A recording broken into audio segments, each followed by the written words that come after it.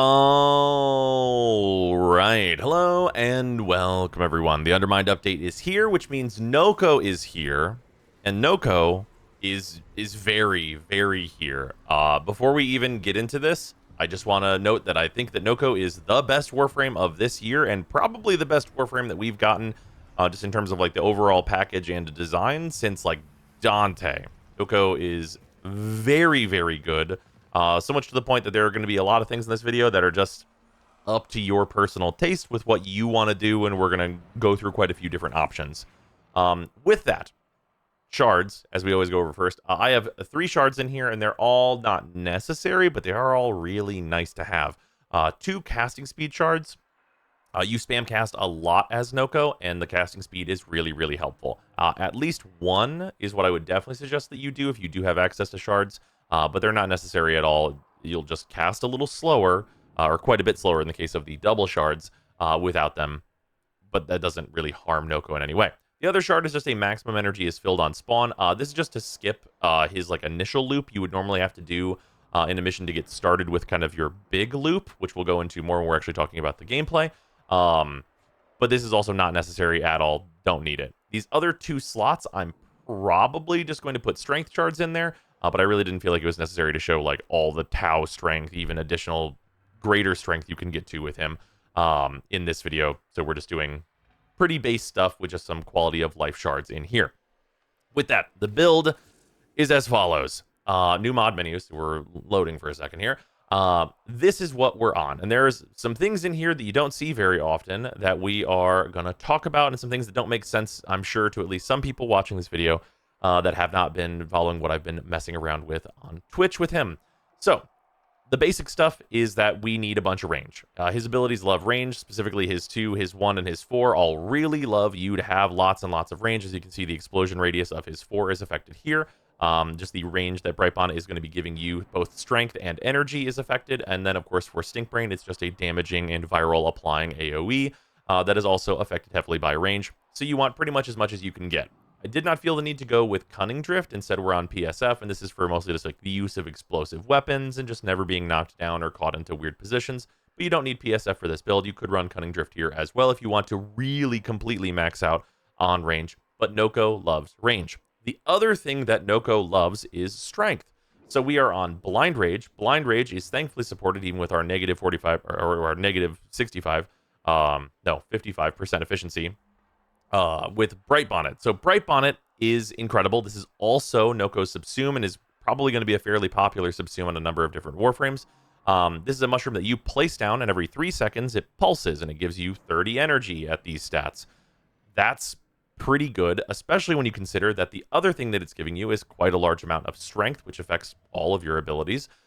And in addition to that, every time you jump on this, or anyone jumps on this mushroom, or anything bounces off this mushroom, it will do the effect again. So its pulse rate is 3 seconds if you're leaving it completely alone, but you can make that a whole lot better. It also gets buffed if you do hit it with Spore Spring. You'll get an even stronger effect, which just makes it incredible for your energy economy. You can have 2 of these out at any given time. So our energy economy is pretty much not in question, but we do need Primed Flow or equivalent. You could use like, a bunch of blue shards if you wanted to also get to this point. You do need Prime Flow to be able to hold all of that energy so that you can use it at this low efficiency, as your abilities do get pretty expensive. Otherwise, wrapping up the rest of our strength around Umbral Intensify and Augur Secrets. Augur Secrets, you could option for Transient Fortitude here if you wanted to. It makes the build 1 more Forma expensive, which is not too huge of a deal. I didn't really feel like that was necessary. We're just on Molt Augmented to get us up to like that 260 range, and then Bright Bonnet pushes us well over 300 at that point. We don't really need to go much further than that, other than we are going way, way further because Crepuscular is in this build. It is also worth noting before we talk about this, because we're going to have to get a little deeper on that. Archon Continuity is here. He likes duration. All of his abilities like duration. His 1 and his 2 last very considerably longer. With this 155, we're at 40 seconds each for both of the mushrooms, which is great. And the extra duration on reroute is just fine. So we're going to talk about some options you could replace reroute with if you want to. But Crepuscular is not usually enabled, but this gives 30% ability strength, which is good, and 3x final crit damage while you are invisible. Now, there's no invisibility inherent to NOKKO's kit, so you do have to get an outside source of that. We're going to talk about all of the ways that you can do that. But the big reason why you want this is that 3x final crit damage, there's no other way to get that stat. And what your 4 does is crit. It gets more crit every single time it bounces. It can bounce up to 10 times. And whenever you're adding 3x crit damage, whenever its base modifier is 2x, you get tremendously more damage, to the point where I have seen really big spikes into like the hundreds of millions of damage from this whenever everything is working completely in concert with like viral stacks and everything else. So you can get really, really spiky damage with Crepuscular. If you don't want to enable invisibility, you do have some other options. There's always like, if you're not enabling invisibility, you might want a little more defense. Aegis is always fine for some temporary invincibility.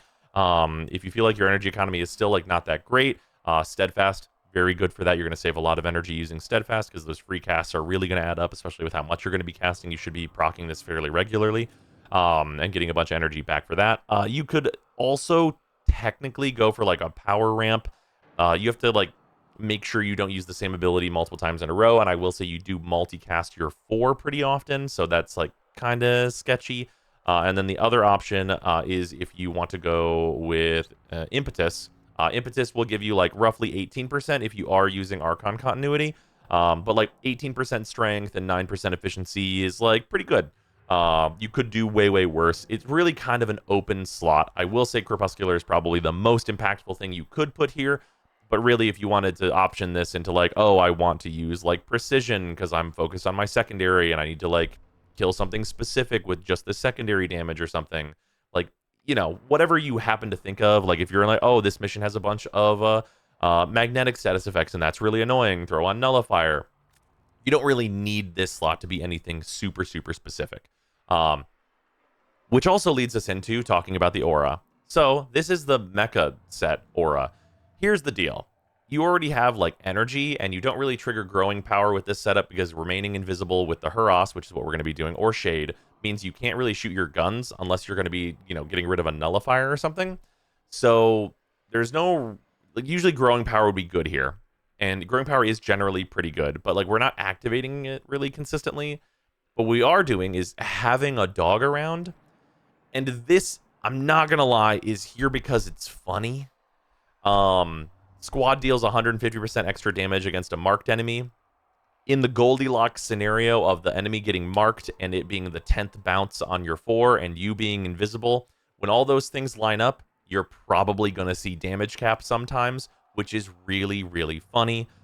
And in addition, whenever your 4 does kill an enemy with a very sufficient amount of damage, like, it does like 10 million or something to an enemy, if they happen to also be next to you or the marked enemy that then dies, and it does like the big wave status effect and kills a bunch of enemies, that's pretty good. It's like not actually bad. Like having the 3 stack of mecha here is totally reasonable. You could also, if you really are feeling it, go for like Mecha Pulse. Probably replace secrets with it if you want to just like do the full like minimum cooldown mecha set stuff.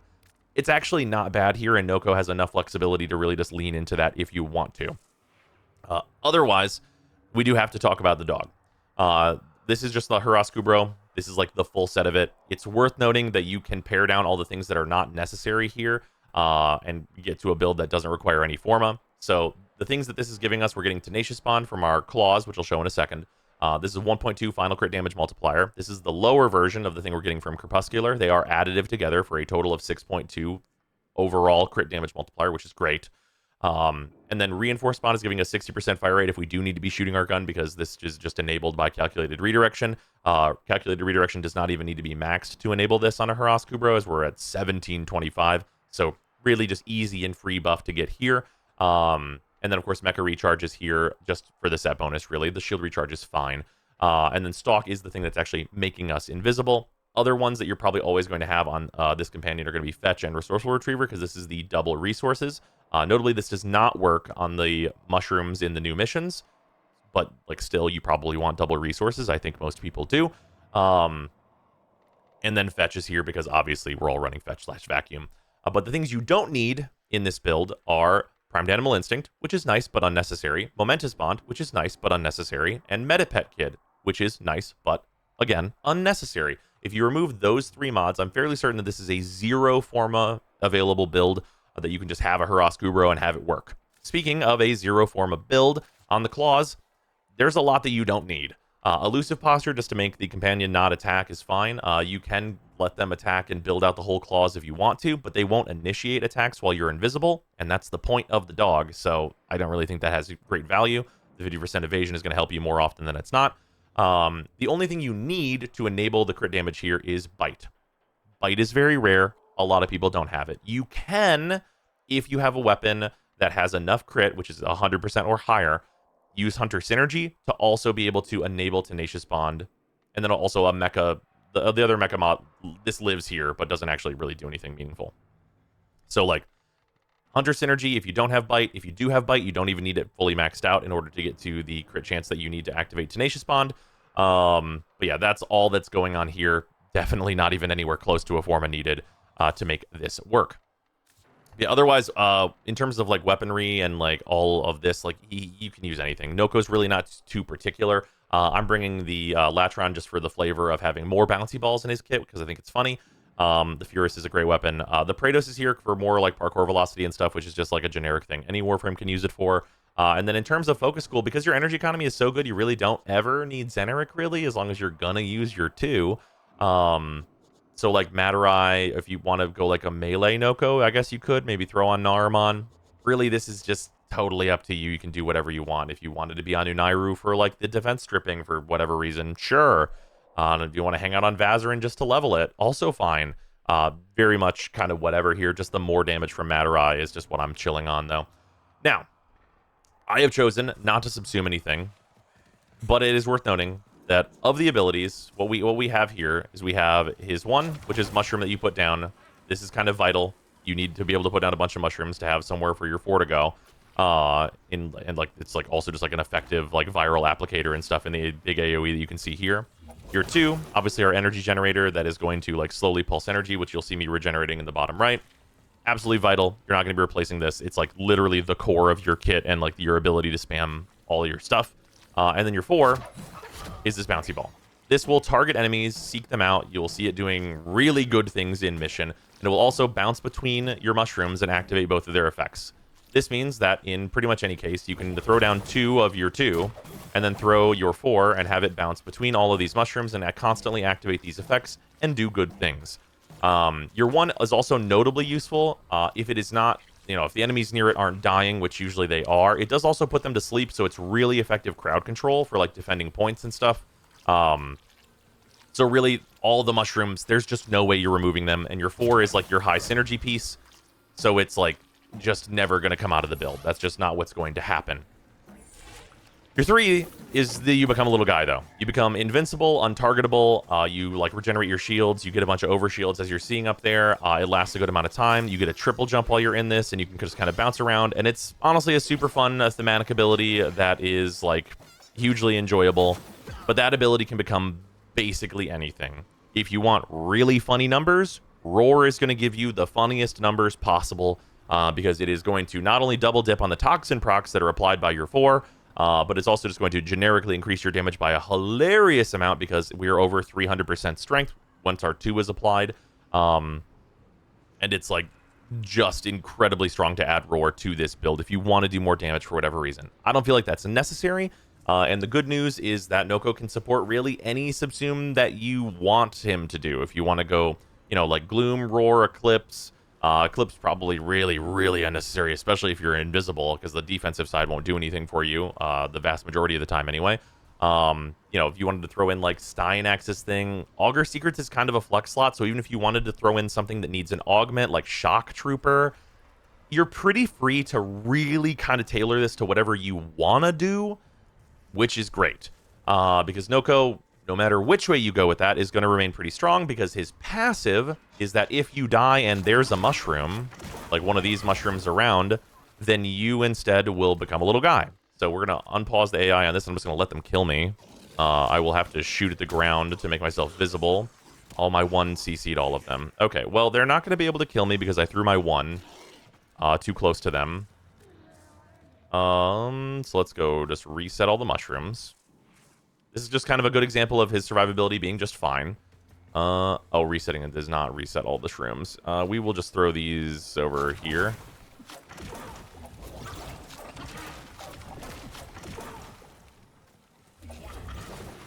There you go. They're not in this room now, so that's just fine. Okay, so spawn these guys in and let them kill me. Kill me. There we go. I became a little guy. So you become a little guy, you get all the movement stuff. You just go to one of your mushrooms, and it does absorb all your mushrooms, but you get right back up. And then you can just start doing your thing again. And just like immediately throw your mushrooms. And if I go over here and let this guy kill me. There we go. Become a mushroom again. I can run back over here and get back up.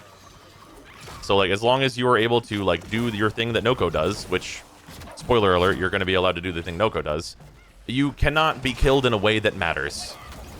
You are an extant form of life. And you can have 3 of your 4 active at any given time. You can see that the damage ramps up quite significantly whenever you are letting it just like bounce around. Targets enemies pretty like it's pretty good about targeting enemies the vast majority of the time, as you can see there. It will like AoE hit enemies near mushrooms and stuff, and that's all well and good. It's not like super good about traveling far away. Usually throwing your 1 plus your 4 into a direction will just like cause this, which is just a bounce back and forth on one particular enemy over and over if you want that. And again, your 2 has like a pretty large radius, so you're going to be, supplied with plenty of energy to kind of do what you need to do whenever you're rooting around. Now, let's show 2 things, one of which that you definitely want to see, and one of which that you need to see. Turns out they're the same thing, though. We're going to clear this whole group. So, you guys remember Dedicants, right? So, Dedicants no longer have attenuation, but they do have many millions of health. So just to show how good the bouncy balls are, we're going to show how good the bouncy balls are. Just do a little 1, 2, 4. To see these immense damage numbers that we're going to be getting up to. And it's not going to kill all of them because, as a reminder, if anyone's not aware because it's brand new, these enemies all have like 20 million-ish HP plus their armor. But like, this ability does good damage. And this is an idealized situation, of course, but your 4 is very smart. It kind of knows what to do in like no short order. Like, it will track down groups. It will like go down hallways. It will like it bounces in such a way that it is like intelligent bouncing. So you will very often have situations where it is doing that in kind of any shape of environment, as long as you do have good range for it. And it's phenomenal. Feels super good. Like, it has like obviously incredible sound effects, like super just whimsical and fun and a great time. And it's super, super effective. To show this off like more properly, we are just gonna like take it into the test. I don't think there's really much else to be shown in the simulacrum here. Like, I could clip farm forever in here, with showing like really funny numbers that it can produce, but producing the funny numbers in like an actual realistic scenario is probably a little better. So we're gonna jump over to the Kufa Fortress. Let's go to Tav. But yeah, incredibly, incredibly smart. Petition to name the NOKKO build. NOKKO bounces on it crazy style. That's correct. That's probably what the thumbnail is going to be. Scans show Grenier are harvesting Kuba nearby. But we are also, for anyone who's wondering what this timer is in the YouTube video, I am still on the streamathon, 12 hours on, 12 hours off every day until the timer is depleted. It's day 45, if you're curious. Yeah, we can start this off just by throwing a couple of shrooms out. Throwing a 4 this direction. It bounces around to just kind of figure it out and just do a lot of death and destruction, as it were. Yeah, you can, like, throwing your 1 in a direction, like in this tile set, throwing it at a doorway and just, like, letting the enemies kind of coagulate. And then having your 4 just go and do the thing that it's just in that direction just going to do to the enemies. It's quite good. You can just, like, huck this thing down a hallway and be like, it's got it. Like, it understands the vertical and the horizontal. I trust it. I trust that ability with its fungal life. And, like, because we're on, like, the Huras Kubro, like, we're pretty, like, well seated to not have much messing with us. Looks a bit stationary. You can, see, that's the thing is, like, you can build a nest with this Warframe, which is what I have done here, right? Like, I've got these 2 things providing me a ton of energy, but because I have a good energy max, I can really rush into any area and throw my 4 out, even throw, like, 3 of them out, and then just move on, and, like, just be rest assured that those enemies will die. Run in here and be like, oh yeah, let's do this, throw down my 2s again, do all the things, throw down 4s. Like, you can move very quickly, and because, like, you can trust your 4 to start taking care of things, like, behind you, you can move to a new room and be like, okay, cool, now it's time to set up in here and just set like all this up and throw my 4 out and throw my 1 and just get a bunch of stuff rocking in here and like do rotations in rooms where you're just like making sure there's a ball in each court, as it were. Just get a ball in here and like be like, those enemies will just be taken care of, and just like have things happening all over the map, because you can have 3 of your 4 at any given time. And because your 2 with this build has like such good range, even on like a larger tile like this, I'm being covered by both of them most of the time. And especially once like you've had your 4 bounce on one of them, you get the enhanced effect, which is quite good. There's a copy of Flow. But yeah, like really, like you can just, enemies don't have a clue what to do about this.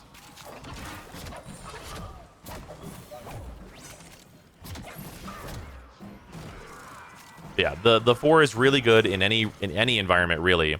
About the way that it bounces. It will kind of like break the rules a little bit and like go through staircases or whatever it needs to do, just in order to like be an effective ability and work well, which is awesome, because like, you know, it fudges the numbers a little bit. Like you'll see it do like some like quick turns it might not do otherwise if it was following like a true bounce arc or whatever, but it's all in service of like the ability doing like what you would want it to be doing. So like it just works phenomenally. Yeah, just keeping track of like your number of shrooms that you have out is the only thing that you really need to do, because like making sure that your 2 is up is pretty vital, because your 4 does use a lot of energy. If your 2s are not up, you are not going to be able to cast your 4 for very long. But yeah, alternatives for the invisibility, you can subsume Ivara's cloak arrow. That makes you really, really stationary, but it does enable this. But Shade is also a very, very cheap option. You don't have to deal with the randomness of Kubro breeding or anything like that if you do it that way. Yeah, and like, you know, we're on like almost 500 kills. It's like 3.5 minutes. Like the kill rate is very, very good here. On like my initial test that I did with NOKKO, we did like 140 KPM, which is stellar. That was mostly like locking down in an area that's like going to be like good for kills long term. Gotta throw our 2s out once again. But yeah, the invisibility gives you like a lot of safety on like what you're able to do. Trickery with his 1. Oh, I guess. Yeah, because like it puts them to sleep. You could. That's like a way to do it. Yeah, I actually did not think about that way. I do have chat here, but they're not visible currently. In terms of the Acolyte's not going to enjoy this. You can see one of the balls like fudge the numbers a little bit to like get to the Acolyte. But yeah, like plenty of damage here. You need like, you know, usually if an Acolyte's going to show up, the thing you want to do is like immediately toss 2 shrooms down and like throw your 4, so it can start building up. And then whenever like the Acolyte gets here, if you're on bounce like 8, it'll just kill the Acolyte straight out because of all the stacked up damage. And that's like kind of the deal. It just works. It's fantastic.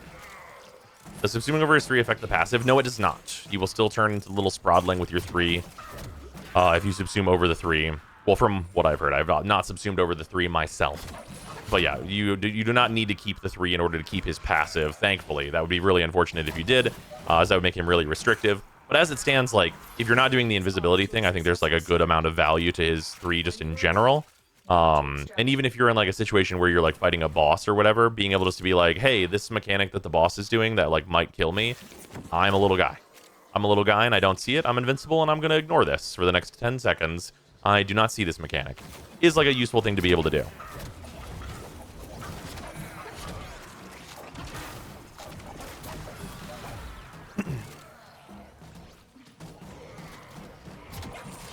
Yeah, it's just like welcome to the super bounce house of murder.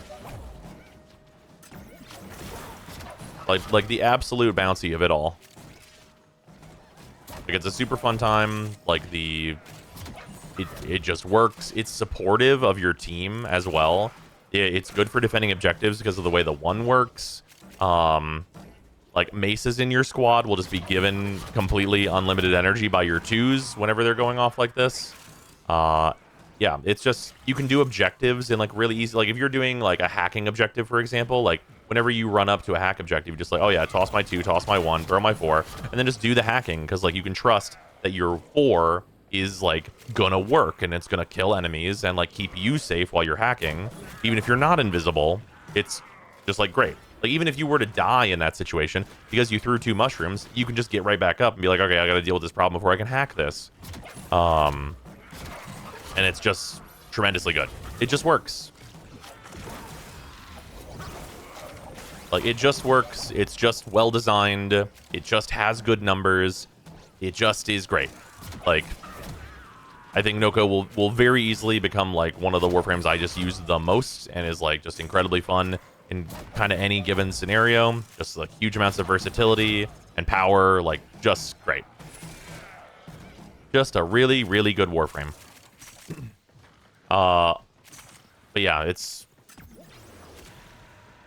there's really not much else to say. Like it just is. I have no real criticism to put out here of like what this Warframe does. Like the main thing that I want for this Warframe is for them to just be like this. What's KPM? KPM, we're at 7 minutes. We're at like 8:30. This room is probably like very suboptimal. So we're probably going to end at like 110 KPM or so at a 10-minute mark, I would imagine.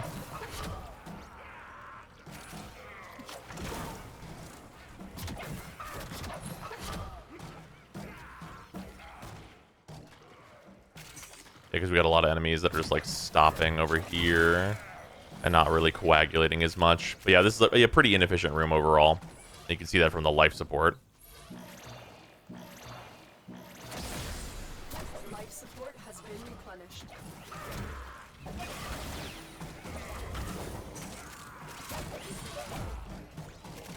Does 4 need line of sight? 4 does need to be able to see the next enemy it's bouncing to, but it will keep bouncing even without a target. So if a target does show up, it will then deal with them.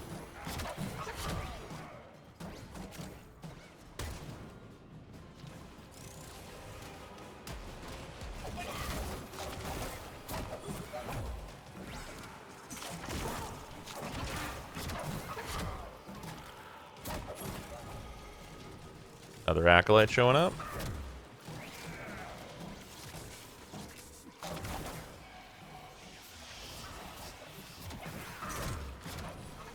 For all these, the Acolyte is up there, and they are not there anymore.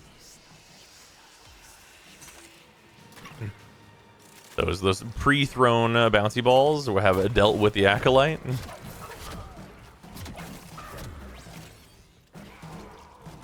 NOKKO needs a clown skin so we can have fungi skin. Yeah, that's correct.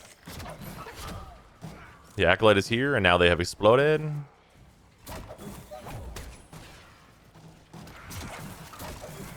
But yeah, very inefficient room, but like just kind of shows that you can adapt to anything. Because like we've kept this room pretty clean, I would say.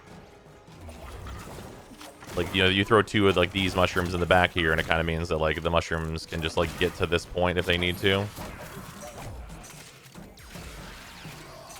Like this front area is what it is. You can bounce that through there. That'll go over there and just like start wreaking havoc in the hallway.